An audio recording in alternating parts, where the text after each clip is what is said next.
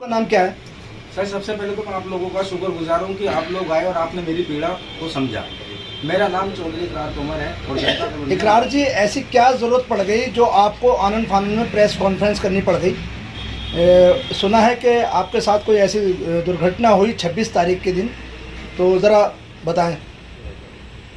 Sir, मेरे भाई को 26 तारीख की रात को 8 से 9 बजे के बीच में अपने दोस्त के साथ में जाता है ईदगाह रोड।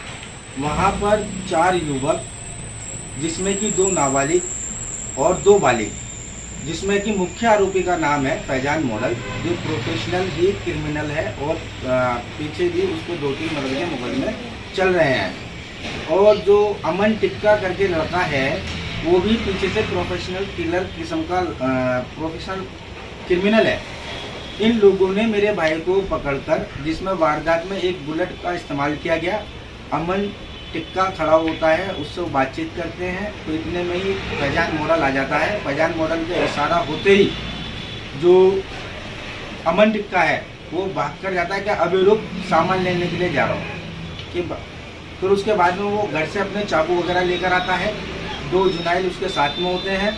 फैजान मॉडल लड्डू का कॉलर पकड़ लेता है, कौन मारेगा इसको, क्या है, किस तरीके की जो भी विवाद था। तो मेरे भाई ने जो अपनी स्टेटमेंट में बताया, पहला चाकू फैजान मॉडल ने मारा, दूसरा चाकू मारा अमन टिक्के ने। क्या आपने एफआईआर कराई? सर, मेरी बात को पूरा मुकम्मल सुनिए। जो पहला चाकू जैसे फैजान चलाता है तो उसकी कलाई पकड़ लेता है मेरा भाई। अमन टिक्का जो चाकू चलाता है उसकी कलाई पकड़ लेता है मेरा भाई।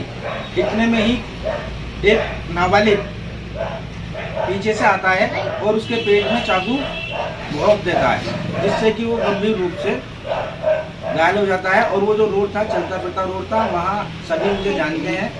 तो मेरे यार दोस्तों ने बीच बचाव कराया, सबके चाकू वगैरह छीने, और जैसे ही मेरे भाई की अधमरी हालत होती है, वो छोड़कर उसको वहाँ से फरार हो जाता है। स्थानीय प्रशासन की तरफ से क्या कार्रवाई की गई इसमें? स्थानीय प्रशासन की तरफ से जो कार्रवाई की गई है, पहले इस केस के अंदर 2 जुनाइलों को इन्वॉल्व किया गया और उनको जेल भेज दिया गया, जो इसके अंदर केस के अंदर इन्वॉल्व थे। उसके बाद में हम डीसीपी ऑफिस गए और डीसीपी ऑफिस में जानकर हमें जो बेटा 3 साहब मिले, उन्होंने हमें आश्वासन दिया कि जो भी आपके भाई की स्टेटमेंट होगी, आपके भाई की स्टेटमेंट के अनुसार पुलिस कार्रवाई करेगी। तो उसमें फिर एक अमन टिक्का जो था, जिसको बाहर के बाहर रखा हुआ था, जब मेरे भाई को होश आता है, वो अपनी स्टेटमेंट लेता है। एसआई साहब स्टेटमेंट लेकर आते हैं, उसका बयान लेकर आते हैं, तो वो अपने बयान में बताता है, जैसे कि मैंने आपको बताया कि फैजान मॉडल जब चाकू मारता है तो उसकी कलाई पकड़ लेता है। अमन टिक्का जो चाकू चलाता है उसकी कलाई पकड़ लेता है। जो एक जुनाइल आता है वो पीछे से उसके पेट में चाकू घुसेड़ देता है।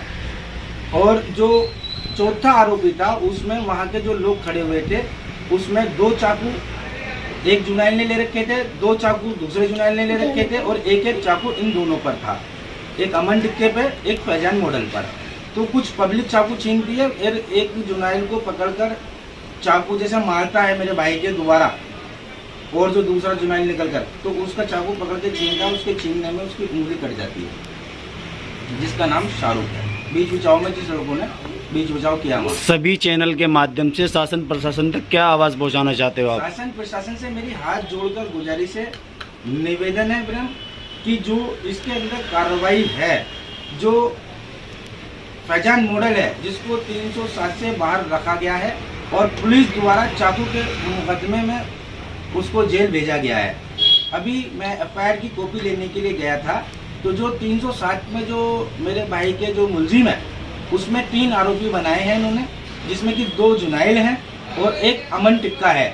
जो मुख्य आरोपी है, जिसका नाम फैजान मॉडल है, वो इससे बाहर है। और आईओ साहब ने कहा है कि आपके भाई की स्टेटमेंट नहीं हुई थी, जैसे ही आपके भाई की स्टेटमेंट हमें मिली, तो अब हम उसकी जेल से कस्टडी लेकर आएंगे और उसको भी इसके अंदर 307 के तहत उसके खिलाफ कार्रवाई। अब आप दिल्ली पुलिस से क्या चाहते हैं? मैं यही चाहता हूँ, मेरा मुख्य जो रीज़न है वो ये है कि जिस तरीके से कार्रवाई होनी चाहिए थी, उस तरीके से कार्रवाई नहीं की गई है। प्रशासन का ये आश्वासन दिया गया है कि हम कार्रवाई पूरी करेंगे और इसको भी कल हम इंक्लूड करके जेल से लेकर आने का काम करेंगे और इसमें भी 307 लगाने का काम करेंगे। ठीक है सर, धन्यवाद। जी, शासन प्रशासन से क्या विनती करना चाहते हैं आप? सर, शासन प्रशासन से मेरी यही गुहार है, इस टाइम मेरा पूरा परिवार दहशत के साए में जी रहा है। कब कहाँ कौन आन के किसको मार दे, किसके साथ में क्या कर दे, इस दहशत के साए में जिया जा रहा है। और हमारे परिवार को, मेरे बच्चों को, मेरे भाइयों को, मेरे माता पिताओं को जान माल का दोनों नुकसान है, क्योंकि जो अपराधी हैं वो बहुत मजबूत हैं।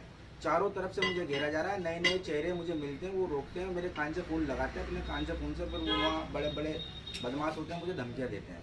मेरी रक्षा की जाए, मेरे परिवार की रक्षा की जाए, मेरी विनम्र निवेदन है प्रशासन से।